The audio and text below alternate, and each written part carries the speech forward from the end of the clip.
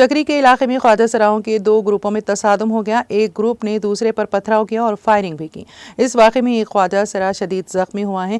लड़ाई की CCTV footage भी मंजर आम पर आई हैं। फिलहाल इस मामले में मुतासरा ख्वाजा सरा की शिकायत पर मुकदमा दर्ज करके तफ्तीश शुरू कर दी गई है। लड़ाई में जख्मी होने वाली ख्वाजा सरा रोली गुड़िया ने बताया है कि जुमेरात की रात तकरीबन 1 बजे जब वो चक्री थाने के इलाके के तहत सेंगवान से वापस आ रही थी तो ख्वाजा सराओं के एक और ग्रुप ने जो पहले से प्लान बनाकर बैठे हुए थे, उन्होंने गाड़ी पर हमला कर दिया। ये लोग गाड़ी में पत्थर, लाठियां और हथियार लाए थे। उन्होंने बताया कि जैसे ही वो गाड़ी से नीचे उतरी, उन्होंने इसे लाठियों से मारना शुरू कर दिया।